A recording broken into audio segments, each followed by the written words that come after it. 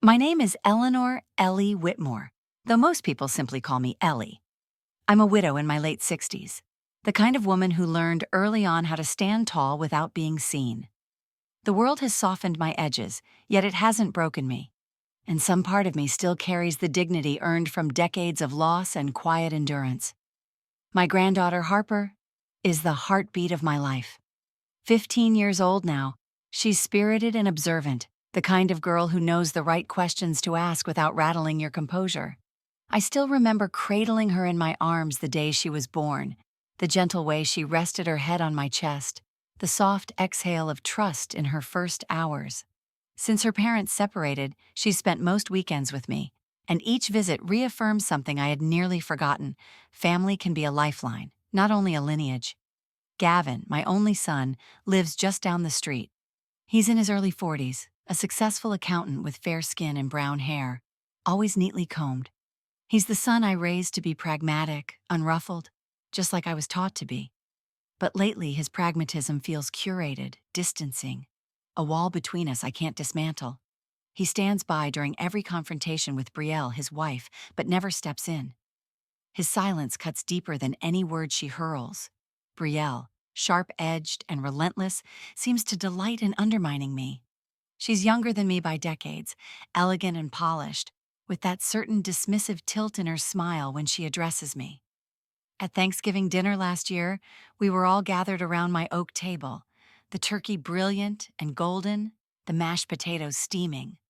Harper, wearing her favorite burgundy sweater, leaned in to tell me about her science fair project, voice soft with excitement. "We'll make a 3-layer model of the Earth's core," she said, eyes bright. I smiled and reached to smooth a stray hair from her forehead, pride swelling inside me. But Brielle interrupted, hand raised over her wine glass. "That's cute, Ellie, but maybe Harper should focus on academics that matter, like math or test scores." Her voice was casual, but her tone carried the weight of critique. I felt a heat rise in my cheeks. Harper's face tightened. She glanced at Gavin, who offered only a stiff nod and a half lift of one hand, as if that could smooth the ripple of tension chasing through the room. I managed a polite, even-toned, "Of course, Brielle," but I saw the hurt flicker in Harper's eyes. And in that moment I questioned everything. Every decision that led me here, to a table where I'm tolerated at best, diminished at worst. I remembered when Harper was 5, begging me to read Charlotte's Web for the 100th time, and how I'd listened, genuine and present. Who had made me forget how precious that connection was? Over the following days, I found myself drifting through rooms in my house, searching for reassurance in the well-worn sofa cushion, or in the echo of laughter that used to fill these walls. I held tightly to the photo on my nightstand. Harper's 5th birthday party, sticky frosting on our chins, delight shining in her eyes. That photograph reminded me who my family was, when noise and judgment didn't edge their way in between us. On Saturday mornings, Harper and I baked cinnamon rolls in the kitchen. Her apron rode high around her waist, curls escaping around her cheeks. The simplicity of those moments felt healing.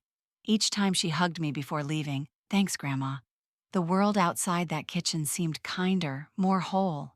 I found myself asking softly out loud on one clear afternoon, "Where do I belong, Harper?" She looked up from kneading dough, flour dusting her nose. She didn't answer me directly. Instead, she squeezed my hand, looked me in the eye, and whispered, "Here, Grandma, always." I wanted to believe it. I had to. That Thanksgiving moment, the light clap of Brielle's words, the shame I felt, Gavin's inertia, it stirred something unresolved in me. I wondered if I'd let silence stifle too much in my life. My mother would have silenced me years ago. I had taken notes and followed through. I thought being supportive meant being quiet, never stirring the still water. But as I watched Harper's excitement fade under Brielle's cold comment, I realized I had lost more than I'd gained. My marriage to Charles had been gentle, steady, a safe harbor. He died peacefully 5 years ago, leaving me enough material comfort to focus on meaning. My house became a refuge for family visits, a banquet hall for birthdays, and a sanctuary for my heart. But lately, the walls echo with unspoken disappointment and clipped voices. I began writing again, in a small leather-bound journal. I didn't write to heal, exactly. I wrote to answer a question I couldn't speak aloud. Do I still deserve to be seen? Each word on the page was a step back to myself and closer to who I'd always been. I wrote about the people I loved: Harper's laughter, Gavin's kindness, Charles's warmth, and the ones whose words cut deep. I wrote the Thanksgiving memory, word for painful word, tracing the sting so I wouldn't deny it. One evening, I caught my reflection in the foyer mirror, my posture straighter than it had been in months. Something in me had shifted. I felt older, yes, but not smaller. I felt more visible. That revelation surprised me. I had spent decades molding myself to fit a family ideal I believed would keep us whole. Now I wondered if that ideal had warped me into someone I didn't recognize. I realized my silence hadn't preserved peace. It had permitted harm. I closed my journal and ran my fingers along the spine. Across from me, a framed picture of Harper smiling defiantly in a red band uniform seemed to challenge me. "Do you still think this is okay?" I didn't have an answer yet, but for the first time since Brielle's candlelit remark, I felt resolute. I deserved dignity. Harper deserved to see her grandmother claim it.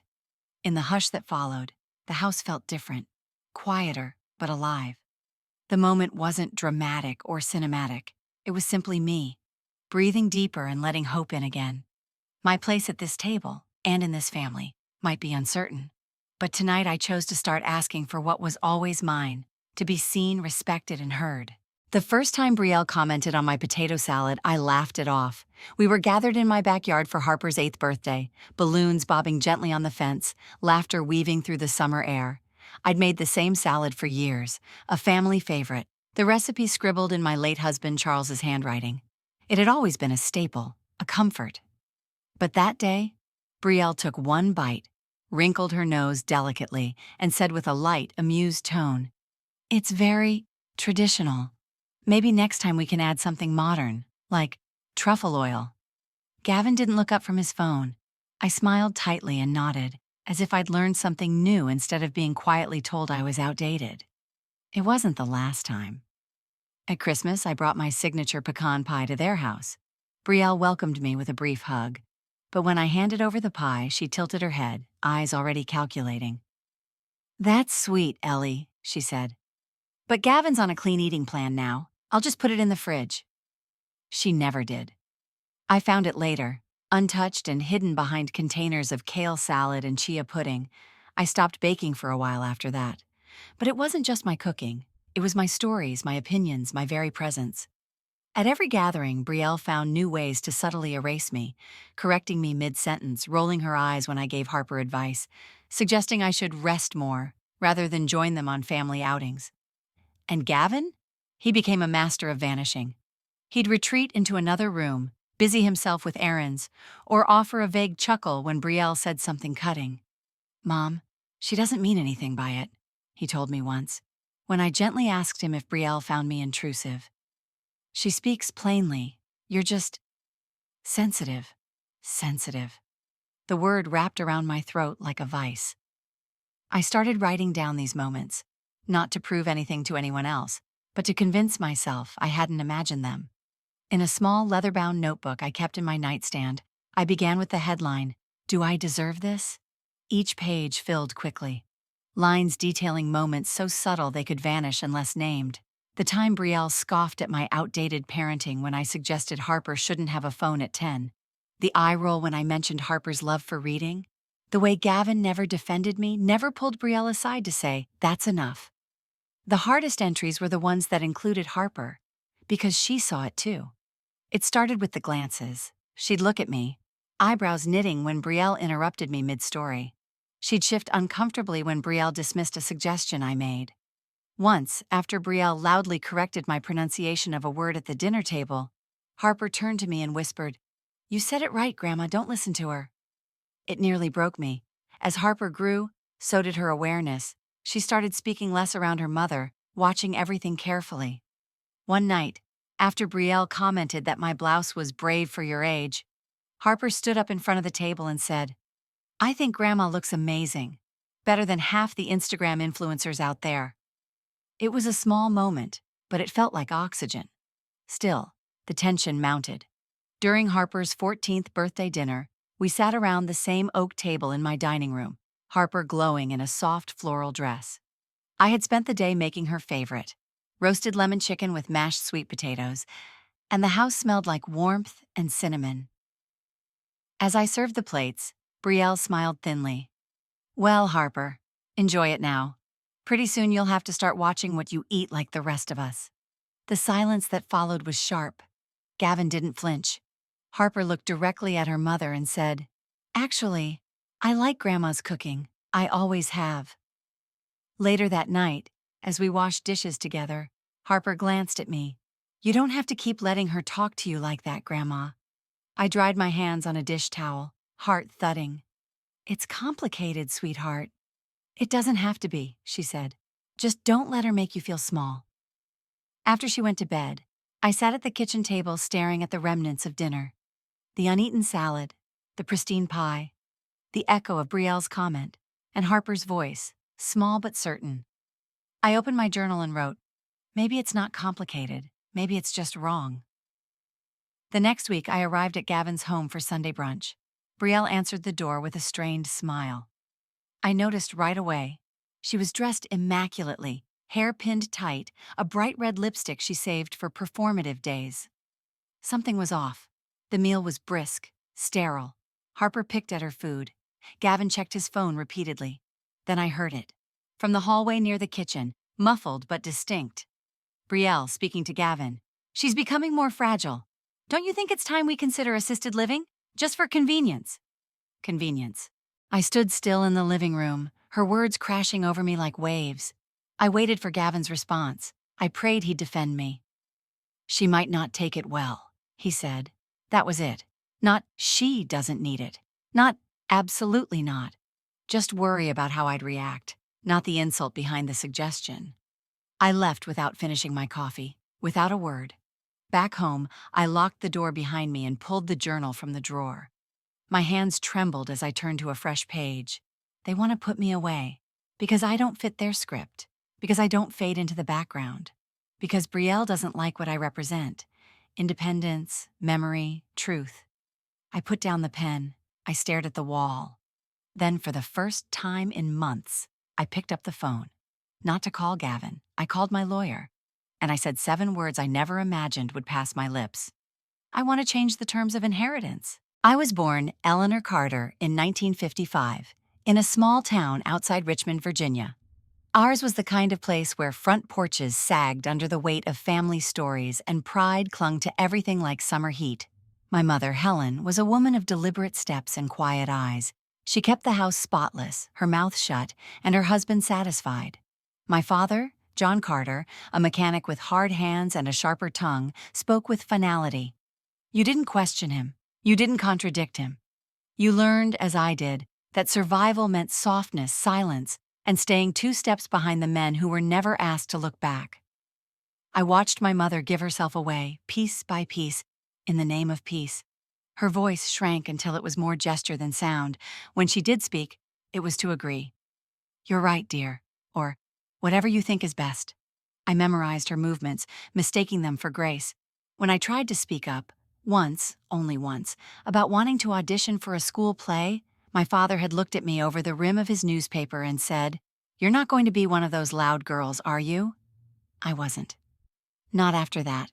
When I met Charles Whitmore at the church social, I thought I'd found freedom wrapped in a polite smile and a steady job. Charles was gentle, never raised his voice. But he had his ways I recognized too late. He expected coffee ready before sunrise, dinner by 6, not out of cruelty but out of quiet assumption. The kind of man who would say, "That's women's work," with a laugh that made it sound like praise. We married young, settled into a modest ranch-style home, and I swapped my part-time bookkeeping job for the full-time role of homemaker. I thought I was choosing it freely. I told myself I was building something worthwhile. My mother smiled proudly at the wedding, her own hands folded like a benediction. "You've done well, Ellie," she whispered. "You'll be taken care of." Taken care of, not seen, not heard, but safe. Then came Gavin, my sweet boy with wide eyes and a quiet streak that mirrored my own. I loved him fiercely. But even in those early years, I began to see how the patterns returned, like ghosts moving furniture in the night. When he fell and cried, I didn't rush to comfort him. I told him, "Be strong." When he sulked, I said, "Don't be dramatic." When he asked why his dad made all the rules, I said, "That's just how it is." I taught him the same quiet submission I'd inherited, but under the guise of discipline and stability. And he learned quickly. He learned to keep his head down, to avoid conflict. He became a man who equated passivity with strength, just like I had once mistaken silence for virtue. There was another child before Harper. Her name was Lily. Lily was our firstborn, a firecracker in a field of hay. Even as a little girl, she challenged everything, asked why, spoke up. She wanted to study architecture, to leave our small town and design buildings that reached the sky. At 16, she brought home an application to an out-of-state college. I smiled tightly, handed it back, and said, "What about something closer to home, more realistic?" She didn't cry. She didn't yell. But I saw the light dim just a little behind her eyes. When she turned 20, she left anyway, moved to Chicago, then Los Angeles, then vanished into a life that rarely crossed with mine. We spoke on birthdays, sometimes Christmas. I never told her how proud I was. I never apologized for dimming her flame when all I wanted was to protect her from a world that would try to blow it out. I thought I was helping. I realize now I was just afraid. Afraid that if she rose too high, I'd lose her. That if she became too much, I wouldn't know how to love her. My mother had loved me through reduction, and I had done the same. Looking back, it all seems so painfully clear. I raised Gavin to value order over honesty, peace over truth. I reinforced the idea that women should bend to protect men's comfort. I dismissed Lily's ambition because I saw it as rebellion, not resilience. I stayed small because I thought smallness was noble. Now, as I sit in the home I once shared with Charles, I hear those patterns creak in the floorboards etched into the walls. There are moments that still haunt me, small ones, forgotten by everyone but me. Lily asking to wear pants to church and me insisting on a dress because people will talk. Gavin hesitating before introducing Brielle, as if worried I'd disapprove of her confidence, and maybe I would have then. I made Brielle the villain in my story, but I helped create the stage she performs on. I built the rules. She just learned how to play them better. And now Harper stands in front of me, a girl made of steel and stardust, watching everything, listening, choosing. The other night she asked, "Did you ever want to do something different, Grandma?" I paused, unsure how much to reveal. "I used to write poems," I said quietly. "Can I read one?" she asked, eyes wide. I wanted to say yes. I wanted to hand her something beautiful, but I had nothing to give. I had thrown them all away. I told her, "Maybe I'll write you a new one." She smiled and nodded, not knowing that her question had cracked something open in me. Not broken, just loosened. Since then, I've started writing again. Not poems, not yet, but pieces, truths, fragments of the girl I once was, the woman I became, and the woman I still hope to be. I'm trying to forgive myself, not just for what I accepted, but for what I passed on. I want Harper to see a different version of womanhood, one that doesn't apologize for taking up space. In therapy, Dr. Langston said something that stuck with me. Inherited beliefs are not your fault, but continuing to live by them unchallenged, that becomes a choice. So I'm choosing. I'm choosing to stop making myself palatable. I'm choosing to stop defending silence as strength. I'm choosing to tell Harper that ambition is not arrogance, that self-respect is not rebellion. I'm choosing to remember Lily's fire and let it light something in me again. Because it's not too late. Not for me, not for Harper, and maybe not even for Gavin. But the path forward can't look like the past. It can't be paved with silence and submission. It must begin with truth. And truth begins with acknowledging this. I was not just a victim of patriarchy.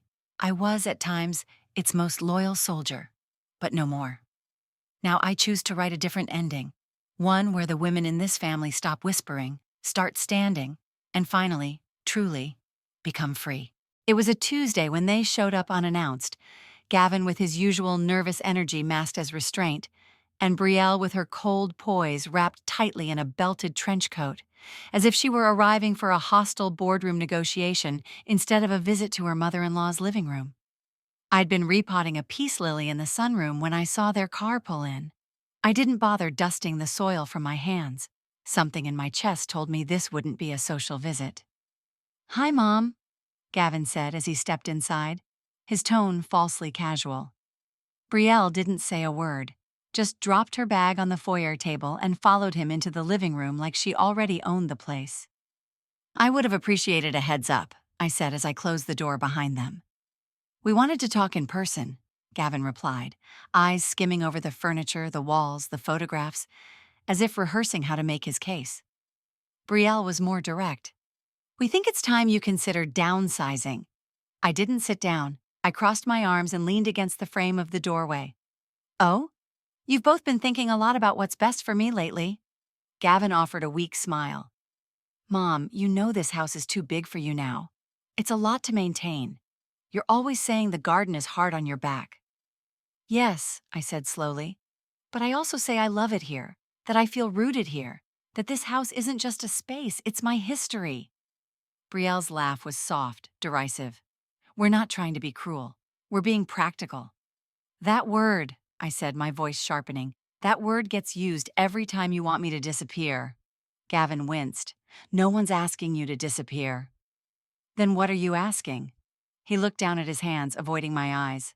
We think it's time to sell. You could move into something smaller, closer to assisted services. It's not just for you, it's for us, too. Brielle chimed in, we're always worried about you being here alone. You won't say it, but you're isolated. Harper's going off to college soon. Then what? I studied them both. There was no concern in Brielle's eyes, only calculation.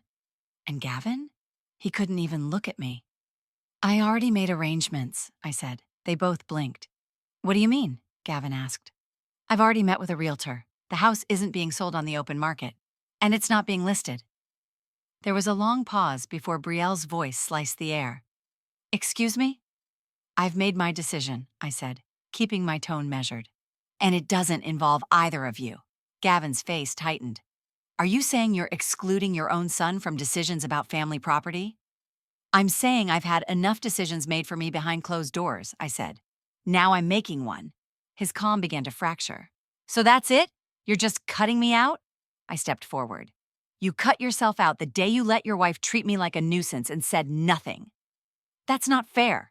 What's not fair, I snapped, is being made to feel invisible in my own home. Brielle laughed again, sharp and cold. This is what we're talking about, Gavin. She's spiraling, emotional instability. My eyes locked onto hers. You've been trying to erase me for years. I see it now, and he's let you. Gavin's voice rose, the calmness slipping. You always take Harper's side, you dote on her, and you act like I'm just an afterthought. That struck a nerve. Don't you dare twist this. You're my son. I gave you everything I had to give, but I will not apologize for loving my granddaughter, especially when she's the only one who sees me. His voice cracked. You think I don't see you?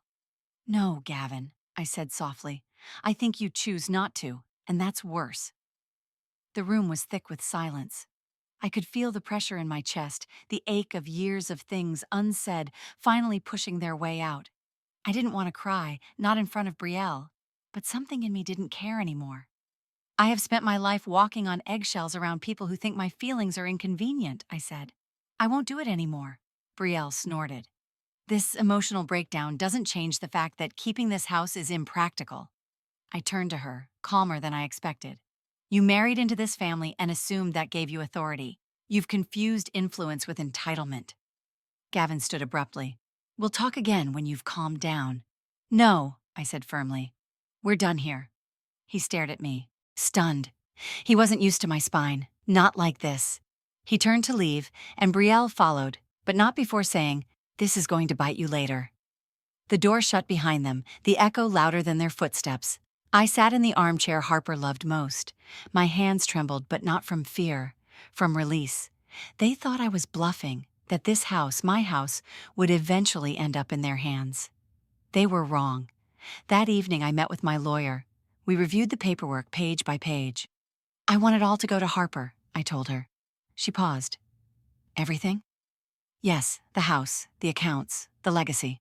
She nodded. And your son? I've given him enough.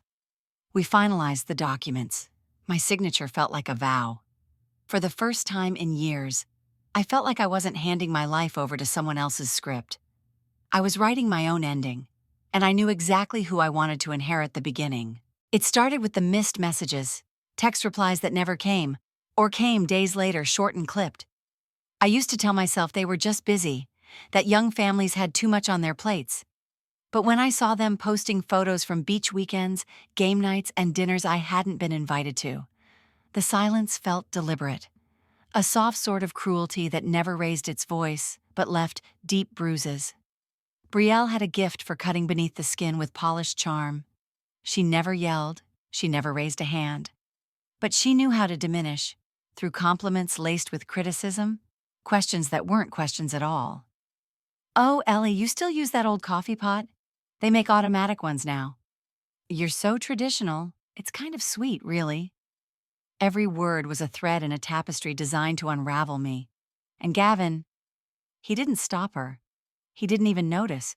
Or maybe he did and decided it was easier not to. When I once mentioned feeling left out of a holiday dinner I hadn't known they were hosting, he blinked and said, "Mom, don't be so sensitive. It wasn't intentional." The words flattened me, like I was the one creating tension just by wanting to be seen. That phrase, "don't be so sensitive," became a refrain. It rewrote every experience, reframed every slight as my flaw. And the more I heard it, the more I started to doubt myself. I began second-guessing my own memories. Had I misunderstood? Exaggerated? Misinterpreted the way Brielle narrowed her eyes when I entered the room? The way she talked over me at family dinners? The way she called me dear like it was an insult wrapped in civility? One winter evening, I sat alone in the corner of their living room while everyone else gathered by the tree. It was Christmas. Harper was perched on the couch beside her father, laughing at something Brielle had said. Gavin looked relaxed, unbothered. A new cashmere scarf was draped around Brielle's shoulders, my gift unopened, sat untouched under the tree. I watched as they exchanged inside jokes and boxes wrapped in expensive paper. No one asked me to join. No one noticed the quiet woman by the fireplace. I smiled when Harper finally noticed me and waved me over. But I stayed in my seat. My body, my voice, my presence, none of it mattered in that moment. I could have been invisible, and that invisibility wasn't new. When Charles was alive, he called it keeping the peace. When I'd get upset because he'd made a decision without telling me, whether it was about money or our children, he'd pull me close and say, "Ellie, you don't need to make this into something. Let it go. Just keep the peace." So I did. I let things go. I let myself go. I was taught not to stir the pot, not to raise my voice, to be proud of my restraint, to bite my tongue until it bled, to smile when I felt unseen, to stay when I felt erased. It took years to realize that peace shouldn't cost a person their sanity. That harmony without honesty is just a cage lined with velvet. I remember sitting across from Gavin one spring afternoon at a cafe. I tried, hesitantly, to bring it up. "Do you think Brielle dislikes me?" I asked, careful to keep my voice level, conversational. He stirred his coffee, not meeting my eyes. "Mom, she doesn't dislike you. You're just different. You have a way of taking things personally." There it was again. The problem wasn't Brielle's behavior, it was my response to it. I nodded and smiled, but inside, something wilted. I began writing more in my journal. Not the neat, reflective kind of writing I'd started with, but frantic, scrawled lists of everything I questioned about myself. Did I actually raise my voice last dinner? Did I forget Gavin's birthday once in 2010? Was I too much? Not enough?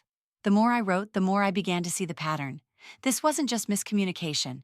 This was emotional erosion, a steady wearing down of my sense of worth, hidden behind polite smiles and vague dismissals.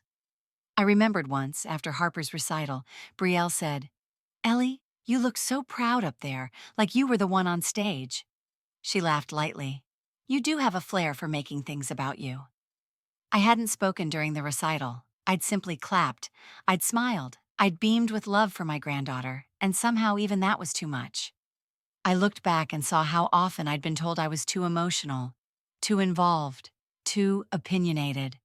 And then, when I tried to retreat, I was called distant, disconnected. I was a problem in every form. That's when it clicked. This wasn't about me being wrong. It was about me being inconvenient. Because when I was happy, they felt threatened. When I was hurt, they felt accused. When I was silent, they felt judged. I couldn't win. One morning I opened the closet and saw my late husband's old flannel shirts. He used to wear them on Sundays, sipping coffee and reading the paper. I could still hear his voice saying, "Keep the peace, Ellie. Don't stir trouble." I whispered into the empty room, "Peace shouldn't feel like vanishing." That day, I folded the shirts and boxed them up, not out of resentment, but out of clarity. I wouldn't keep teaching myself that survival meant silence. That Christmas night, after everyone had gone home, I sat on the porch wrapped in a blanket and watched the moon rise. I thought about all the women I came from, my mother, my grandmother, the lines of strong backs and quiet mouths. I thought about how we were taught to endure, to carry the family without ever asking if we were being carried too. I took a deep breath and wrote one final sentence in my journal that night. If I disappear in silence, they'll never remember I was here. If I speak, at least I'll know I existed. And that was the moment I stopped questioning what was wrong with me and started asking what I'd been conditioned to accept as normal. It was time to break that silence, even if it meant breaking the family script that had kept me in the shadows. The first time I walked into Dr. Langston's office, I felt like an imposter. The walls were painted soft gray, the furniture minimalist and warm, and the smell of eucalyptus clung in the air like quiet encouragement. I sat down on the love seat, clutching my handbag like it might run away if I let go. "I'm not even sure why I'm here," I said. "I'm not falling apart. I'm not—" I searched for a word that felt strong, but not too strong. "I'm not broken." Dr. Langston smiled. She was in her mid-50s, short, with kind eyes and a quiet attentiveness that made silence feel safe. "Most people aren't broken," she said. "They're just exhausted from pretending they aren't hurt." That landed harder than I wanted to admit. In the weeks that followed, I returned to that room regularly. I brought with me pieces of my story, handed over one painful memory at a time. Dr. Langston didn't rush me. She asked questions that lingered long after I left. "What do you believe you owe people? What happens when your worth isn't tied to sacrifice? Who were you before you were told who to be?" I began journaling more seriously, not just documenting pain, but asking questions, writing affirmations, unearthing forgotten parts of myself. I even picked up a few books Dr. Langston recommended, titles like Set Boundaries, Find Peace, and The Dance of Intimacy. I highlighted passages that spoke to me and underlined sentences that made me cry. "You are not selfish for wanting peace. No is a complete sentence. Your needs matter." These words were revelations. I started noticing how often I apologized for things I didn't do. How often I said yes when I meant no. How often I edited myself to make other people more comfortable. And slowly, I began to stop. The first time I declined a visit to Gavin and Brielle's house, I expected backlash. I texted Gavin that I'd be skipping dinner. I said simply, "I'm not feeling up to it." He responded 2 hours later, "Okay, hope all's well."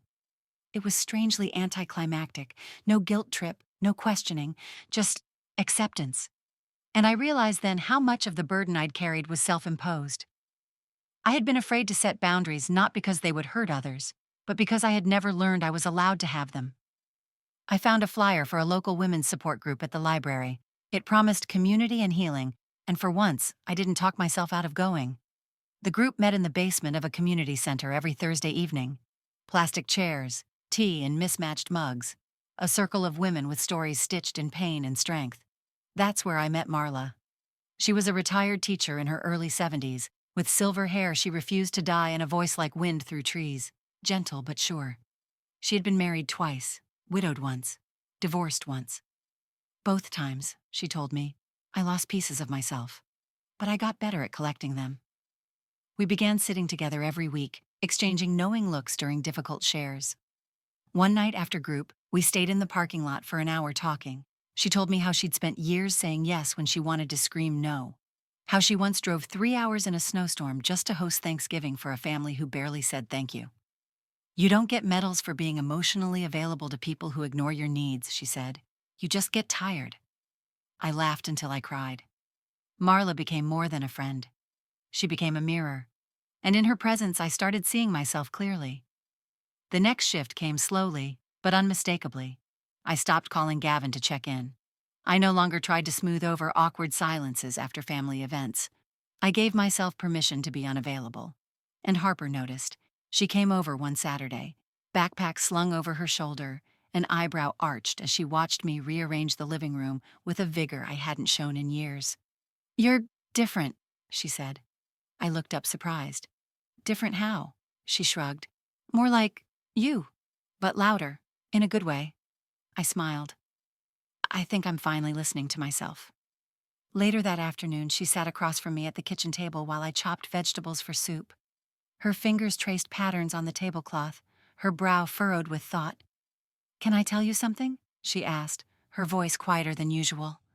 "Always," she inhaled. "I don't want to live with Dad and Brielle anymore." The knife paused mid-slice. "What?" She looked up, her eyes serious. "It's constant. The criticism, the tension. I don't even feel like I can breathe in that house. Brielle talks about you like you're a burden, and Dad just goes along with it.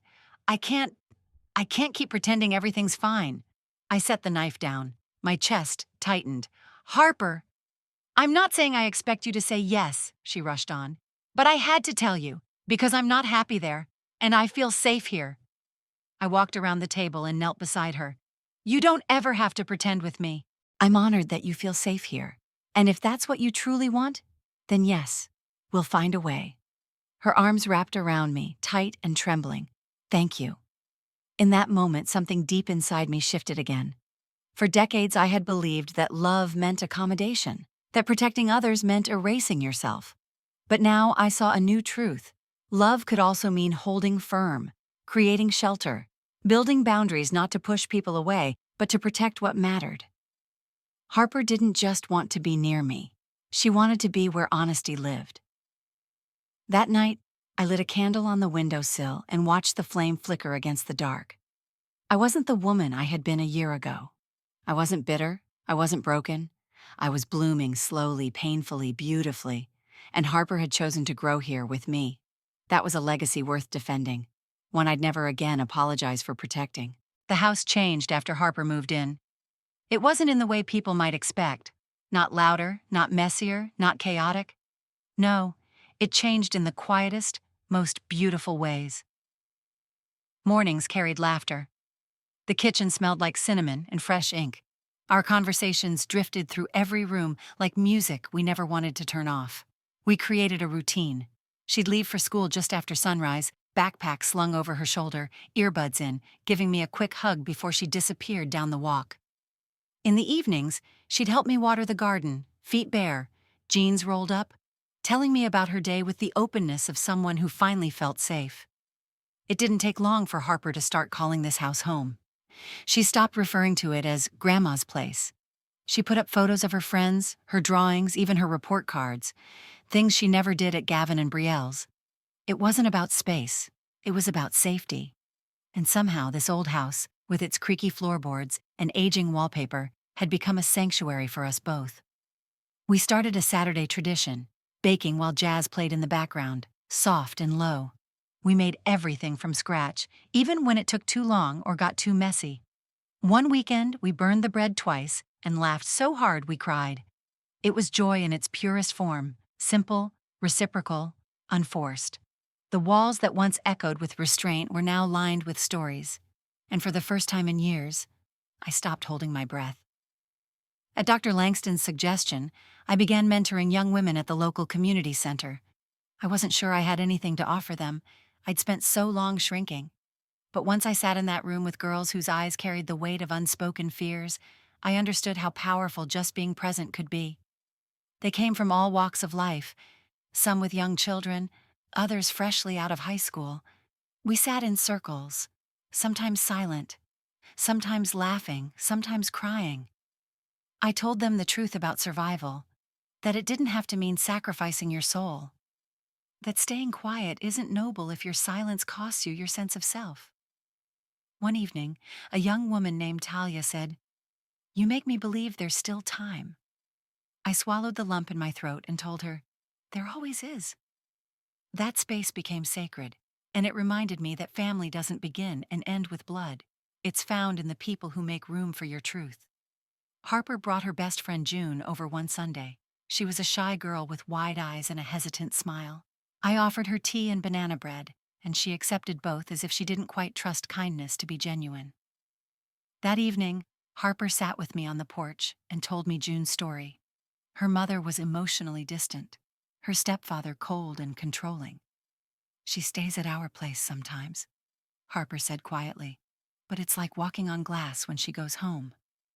I listened without interrupting, remembering all the times I had walked silently behind Charles, holding peace like a shield while my voice withered.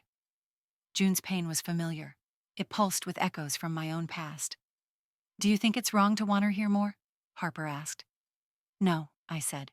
"I think it's brave." So June became a part of our weekends. She never said much at first, but I saw it in the way her shoulders slowly dropped, in how she lingered longer each time. Belonging doesn't always speak loudly. It reveals itself in the absence of fear. As Harper's world grew more rooted in our home, Gavin's presence shrank. He called less, texted sporadically. When we did speak, it was clipped, mechanical. He didn't ask how I was, he didn't ask how Harper was doing. He only asked for details, logistics, obligations, reminders. Brielle, however, became more vocal, not to me, but to others. It started as whispers. Friends at the support group mentioned hearing things. "Just concerned for her," Brielle reportedly said. "She's getting older, forgetful. We're worried she might not be mentally stable." I laughed when I first heard it.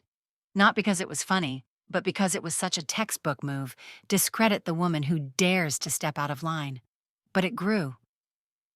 At the grocery store, a neighbor asked if I needed help reading labels. A woman from church dropped off a brochure for senior-assisted care. Even the librarian asked if I needed large print versions of my usual books. Brielle hadn't accused me outright. She didn't have to. She weaponized implication, cloaking it in concern. The world around me began to treat me like I was fragile, incapable, unstable. Harper noticed. One evening, after overhearing a classmate's parent refer to me as that poor confused woman, Harper stormed into the kitchen, eyes blazing. "Grandma, what the hell is going on?" I turned, startled. "What do you mean?" She held up her phone, screenshots, social posts, Brielle's subtle digs dressed as passive updates. "It's hard watching a loved one change, caring for aging. Parents is such a full-time job, praying for clarity and guidance." Harper slammed the phone down. "She's telling people you're losing it." My stomach twisted. "I know." Harper stepped closer. "And you're okay with that?" "No," I said, "but I'm not surprised." Her voice shook. "She wants to erase you." I met her eyes. "Then we don't let her." The next day, Harper spoke up at school. She corrected teachers. She defended me at a PTA meeting. She told her peers that her grandmother wasn't sick or fading. She was stronger than anyone they knew. She used her voice like armor, and for the first time, I saw what generational healing looked like in motion. It wasn't just about protecting me. It was about protecting the truth. Harper didn't inherit my silence. She inherited my strength, without the shame. We sat on the porch that night, stars scattered above us. June had gone home. The world was quiet. "I used to think family was just who you were born to," Harper said, "but I think it's who you choose, and who chooses you back." I reached for her hand. "Then I'm glad we chose each other." The smear campaign faded eventually, outshined by the truth Harper refused to let die. Gavin's silence continued, but it no longer felt like a wound. It felt like a choice I no longer had to chase. Belonging wasn't something I had to earn anymore. It lived in the way Harper sat beside me, in the smiles June gave when she arrived, in the strength I shared with the women at the center, in the meals we cooked, the stories we told, and the silences that no longer held fear. This was family, not by obligation, but by love, not inherited, but built. And for the first time, I wasn't surviving in my own home. I was living. The invitation came via text, polite, formal, and unmistakably rehearsed. Dinner at our place, just the four of us. Important family talk, 6 p.m. sharp. I stared at the message for a long time before replying. I knew better than to think this was about reconciliation. Brielle never invited without purpose, and the tone, too clean, too calculated. Still, I agreed, not because I expected anything different, but because I was ready. Harper offered to come with me, and I didn't hesitate. We arrived just before sunset. Their house was pristine, as always. the kind of clean that feels sterile, not welcoming. The table was already set too neatly, expensive wine breathing on the counter. Not a child in sight, not a single photo of Harper visible anywhere in the room. We hadn't even removed our coats when I saw the fifth person in the room, a woman in a navy pantsuit standing just off to the side with a leather folder and a practiced smile. "This is Angela," Brielle said, pouring wine like we were all old friends. "She's a family lawyer, just here to help smooth some things over." I looked at her, then at Gavin. He didn't meet my eyes. Harper stiffened beside me. I took a slow, steady breath and set my purse on the hall table. "We're not staying long." "Oh, come on, Ellie," Brielle cooed. "Let's not be dramatic. We're just talking about the future." "The future of what?" I asked. "The house," she said too brightly. "You've said yourself it's too much. We just want to help you simplify." Gavin finally spoke, voice soft. "It's not about control, Mom. We just want to do what's right." "For whom?" I asked. The lawyer cleared her throat.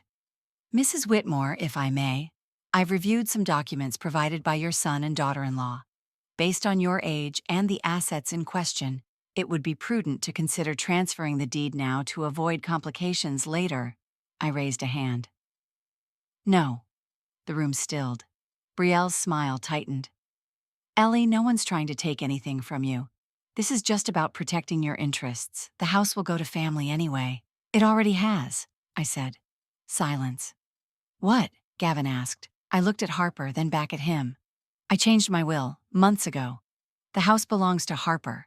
Brielle's eyes flared. "Excuse me?" "You heard me." Gavin stepped forward now, voice rising. "You did that without even talking to me?" "You stopped talking to me a long time ago, Gavin." "That's not true." "Isn't it?" I said. "You let your wife insult me for years. You let her tell people I was losing my mind.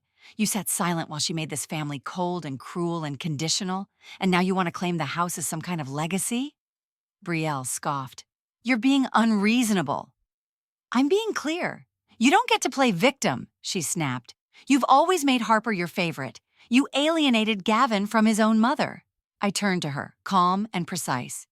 "I didn't alienate anyone. I simply stopped pretending. There's a difference." Harper stood then, voice strong. "You think I want this house because I was manipulated? I want it because it's the only place that's ever felt like home." "Harper," Gavin began. "No," she said, voice breaking. "You let her treat Grandma like a burden, and now you want to take what little piece she's found? No, I want no part of this." Brielle turned to the lawyer. "Is this even legal? Can she do this without our consent?" Angela shifted uncomfortably. "The deed transfer is valid. Harper is of age. It was witnessed, notarized. The court reviewed an earlier challenge and the decision was upheld." Gavin's face turned pale. "You tried to contest it?" I asked, stunned. He wouldn't look at me. "I thought you weren't in your right mind." "And the court said otherwise," I said quietly. He nodded, shame blooming across his face. Brielle was livid now. "You knew she changed it and you didn't tell me?" "I thought we could still talk her out of it," Gavin said, voice low. "Unbelievable," she hissed. "You let her rob us." I walked slowly to the head of the table and placed both hands on the back of the chair. "You see this room?" I said. "This room was supposed to be where family gathered in love. But tonight, it's where a son let his wife try to dismantle everything good that was left. You invited a lawyer to dinner like I'm some asset to be negotiated. You underestimated the woman you raised." "You're being irrational," Brielle snapped. "No," I said softly. "I'm being done." Harper came to my side. Her hand slipped into mine. "We'll be going now," I said. Angela the lawyer gave a polite nod, already understanding how this would end. As we reached the door, Gavin finally spoke. "Mom," I turned. "I didn't mean for it to be like this." "I know," I said. "That was always the problem." We walked out into the night, the stars unbothered by the drama left behind. Harper exhaled beside me, and I realized I hadn't been breathing. "I'm sorry you had to see that," I said. "I'm not," she replied. "It needed to happen." We reached the car. I paused, looking back at the house I once visited with hope. "That was the last dinner I'll ever attend in that house," I said. "Good," Harper said, "because from now on, we make our own table." And we drove home, toward a house filled with silence that soothed, not silenced, toward a home that would never again be up for debate, toward the truth, finally defended. The aftermath of the confrontation rippled through the family like an earthquake, subtle at first but undeniable. It didn't take long for word to spread. The story of the lawyer at dinner became a quiet scandal that traveled through the grapevine of cousins, aunts, and old friends who had seen just enough over the years to finally stop pretending they hadn't. No one called Brielle directly cruel. That wasn't her method. But enough people had been witnesses to her icy deflections, her polished mockery, the way she took center stage in every family photo while subtly edging others out. It had always been there, just under the surface. Now, with the events of that dinner exposed, it was undeniable. The first call came from Aunt Shirley, who had always walked the tightrope between diplomacy and truth. She left a voicemail on my landline. "Ellie, I just want to say, I've seen how Brielle talks to you. You weren't imagining it. You never were." Then my cousin Denise, who hadn't spoken to me much in years, invited me to lunch. "Brielle made me uncomfortable for years. I didn't know how to say it. I'm sorry." And quietly, one by one, the balance began to shift. Brielle didn't say much publicly. She never did. But her social circle, built on charm, image, and control, began to shrink. People she used to hold court with stopped replying to her carefully curated messages. The silence she'd once weaponized against me turned on her, isolating her in a world she no longer controlled. Gavin, for his part, disappeared for a while. Weeks passed with no calls, no messages. Harper settled into the house as though she'd always belonged. Her room, once a guest room filled with floral linens and old books, became a sanctuary of color and warmth.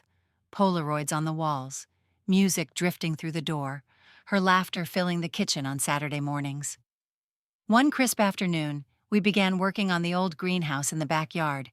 It had been Charles's project once, abandoned for years. The glass panes were smudged, the wooden frame weather-worn. But something about it called to us both, a place forgotten, waiting for love to return.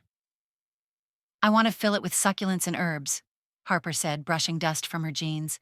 "And I want tomatoes," I replied, "and maybe lavender for no reason other than the smell."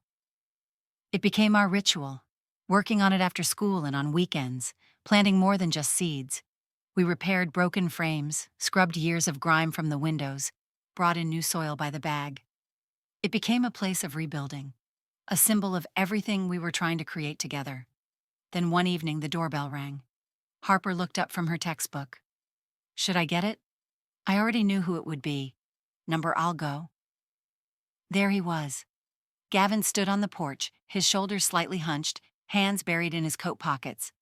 The look on his face wasn't entitled or defensive. It was something closer to lost. "Hi, Mom," he said softly. "Hello, Gavin." He shifted. "Can we talk?" I didn't invite him inside.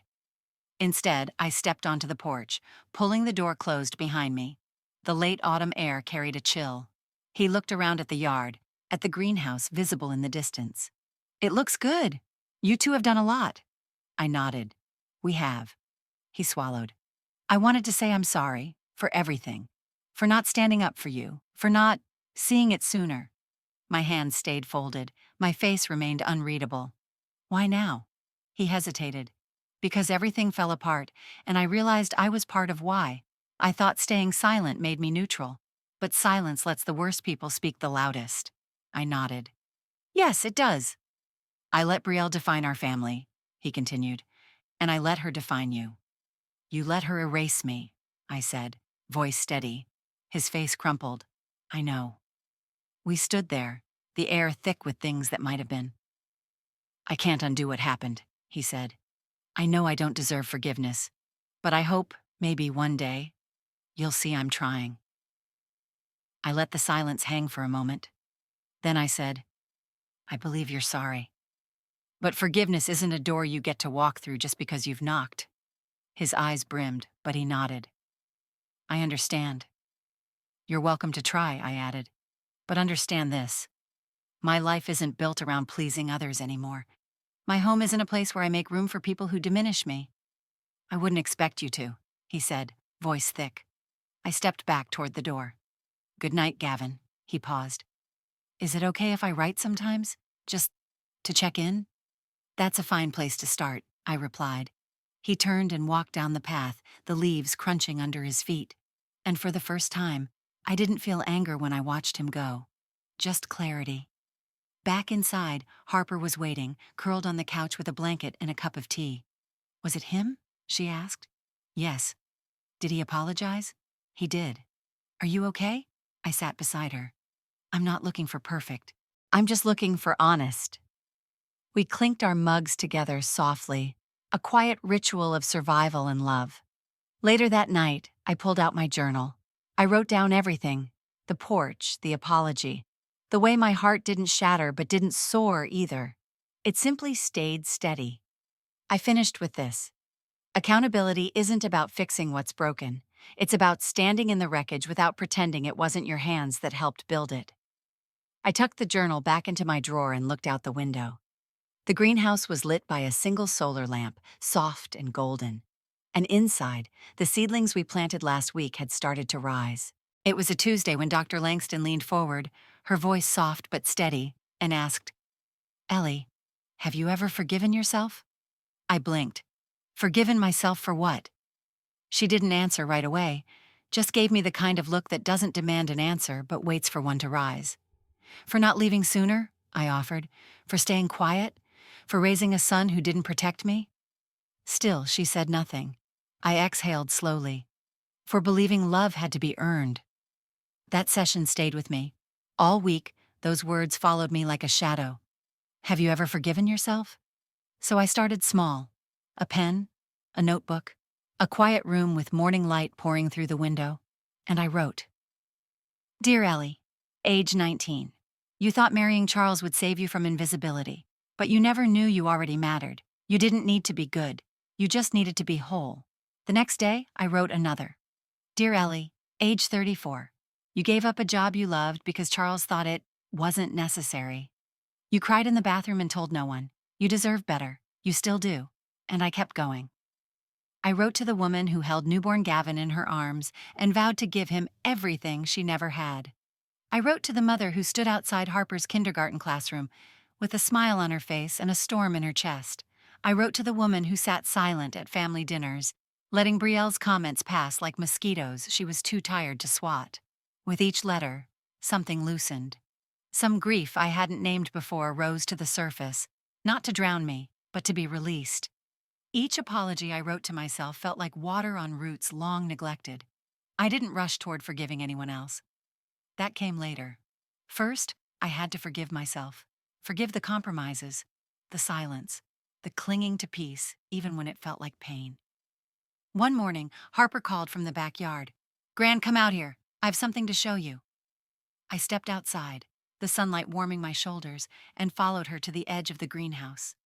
There, in the soil where we'd planted marigolds and rosemary, stood a wooden sign, hand-painted in Harper's handwriting. For Gran, who bloomed late and fierce. My breath caught. She smiled, sheepish. It's not fancy, but I wanted you to see what I see. I touched the sign gently. It's the most beautiful thing I've ever received. I mean it, she said. You taught me it's never too late to become who you were always meant to be. We stood together, side by side, in the garden that had become our shared reclamation. For the first time, I didn't feel like a relic. I felt like something rooted, still growing. That evening, I sat on the porch and wrote one final letter. Dear Ellie, today, you didn't fail. You simply woke up too late to save your past, but just in time to save yourself.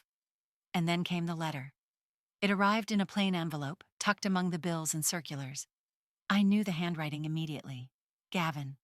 I sat at the table, tea steeping beside me, and opened it slowly. Mom, I've started therapy. I talk about you a lot. About how I missed so many chances to stand beside you when it mattered. About how I let silence be my refuge instead of courage. I was raised by a woman who taught me how to be strong, but I never learned how to protect that strength in others. I confused comfort with rightness, and I let someone convince me that love was conditional. I'm sorry for the way I watched you shrink and called it peace. I'm not asking you to forget or to absolve. I'm asking for a chance to learn who we can be, now, as people no longer trapped by the people we used to be. If you're open to it, maybe we can start there. With love, Gavin. I read it once, then again, and again. There were no justifications, No defensiveness, just a man reaching toward something he had once abandoned. I folded the letter carefully and placed it in the drawer with the others, not the ones to him, but the ones to myself. Because forgiveness, I'd learned, doesn't always mean reunion. It means recognition. It means letting go of the hope for a better past. And sometimes it means making space for a better future. I didn't call Gavin that night. I didn't rush to reply. I sat instead with the words, with the garden, with Harper's laughter echoing from her room upstairs. And for the first time, I didn't feel like something that needed fixing. I felt forgiven, not by others, by me. And that was enough, for now. The town hadn't changed much. A few new storefronts, a fresh coat of paint on the diner, and a Starbucks where the old post office used to be, but the bones were the same. The sidewalks still cracked in the same places. The trees lining Maple Street still bowed toward each other in that gentle arch that always made it feel like you were walking through a secret passage. And the air, it smelled like damp soil, cut grass, and memories. I parked across from the school. It looked smaller now, the way all childhood places do. The red brick was faded but not crumbling. The flagpole still stood proud in front, though the flag was half-mast. I didn't ask why. It felt fitting either way. I stepped out of the car and pulled the lavender bush from the passenger seat. I had wrapped the roots carefully in burlap, just the way the woman at the nursery taught me. "It's hardy," she'd said, "and stubborn in all the best ways. Once it takes root, it thrives, even in rocky soil." I crossed the street slowly, my boots crunching against the gravel, and stopped just shy of the front steps. I remembered those steps. How many times I had sat on them, waiting for a ride, a friend, a better day.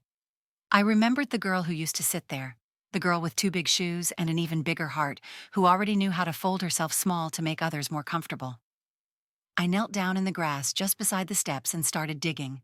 The earth gave easily, and I smiled at the irony.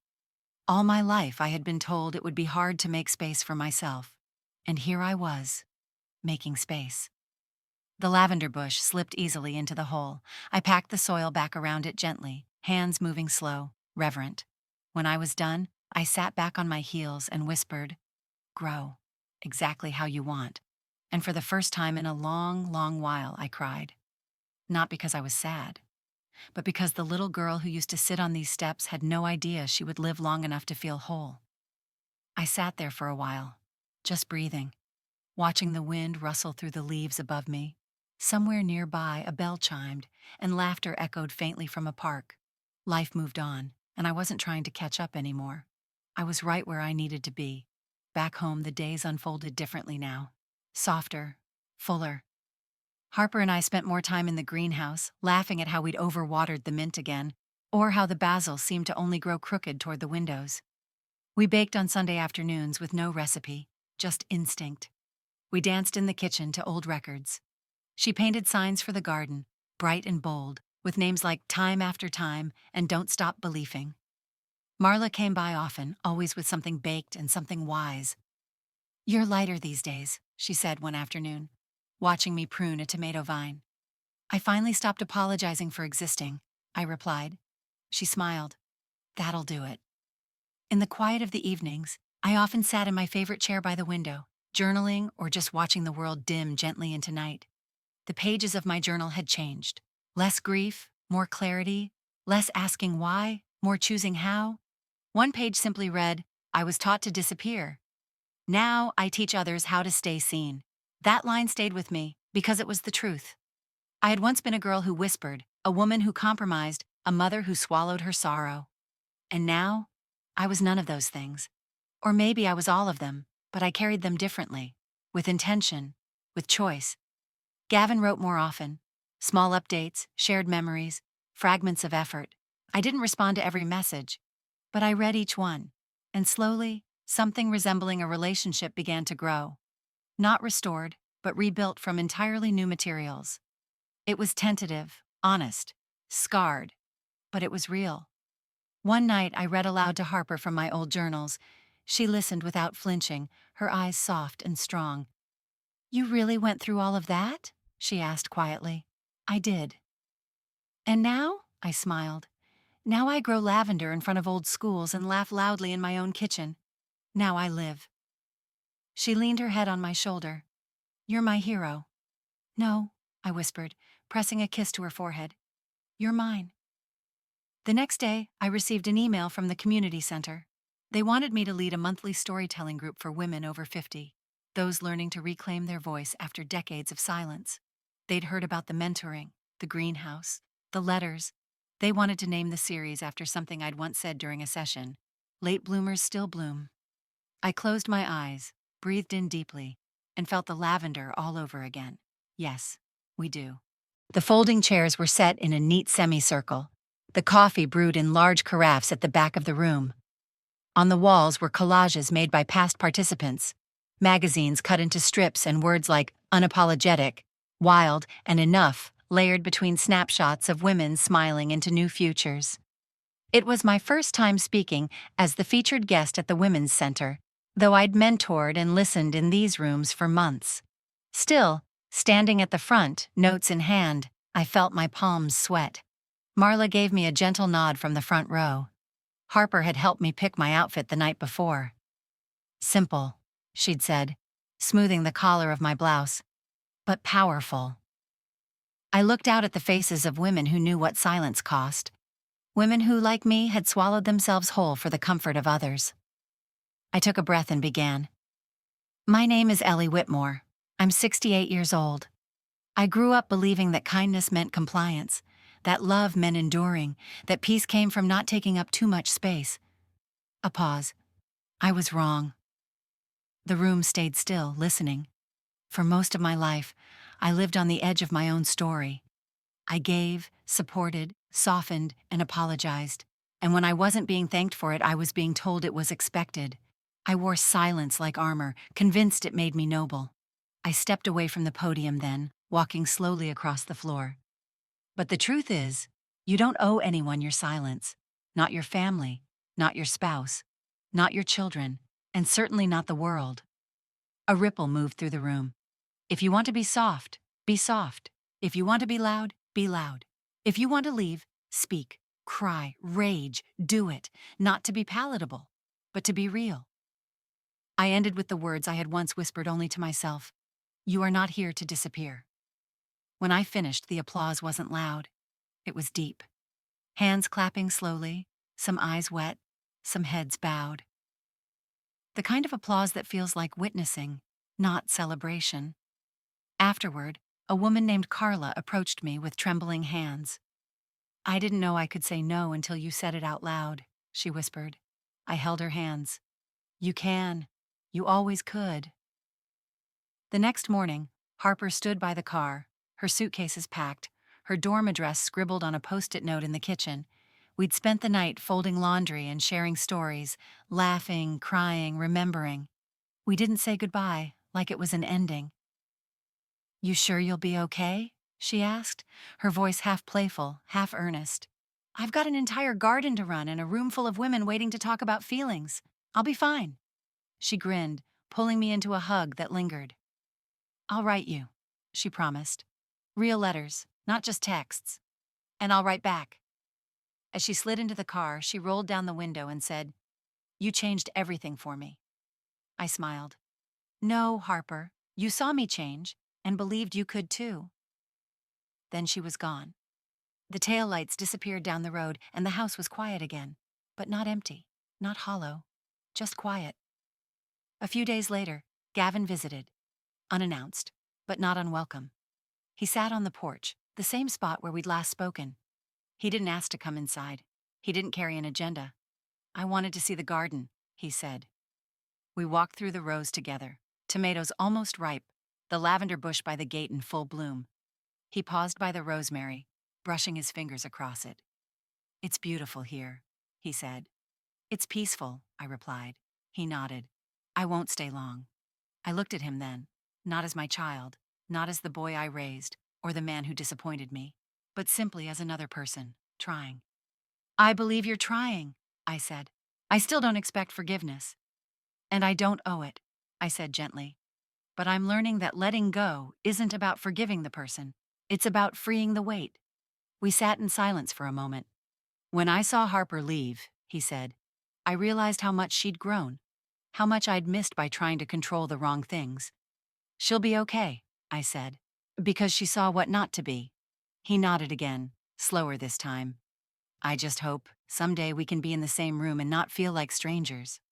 "Maybe we can," I said, "but I won't wait for that day to start living." He stood then, didn't try to hug me, just met my eyes and said, "Thank you for everything you gave and for what you took back." When he left, I stayed on the porch for a long time, watching the shadows move. That night, I opened the window in my bedroom, letting the breeze in. The air smelled like mint and earth and quiet pride.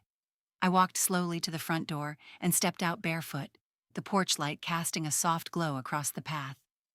I looked down the road where Harper had driven off. The stars were coming out just faintly, and for the first time I wasn't a guest in my own life. I was home. If this story stirred something in you, if it reminded you of a silence you once kept or a truth you're still waiting to tell, then don't scroll past it. Share it with someone who needs to feel seen. Let this be more than just a story. Let it start a conversation, a reckoning, a release. Because healing begins the moment we name what hurt us and choose not to pass it on.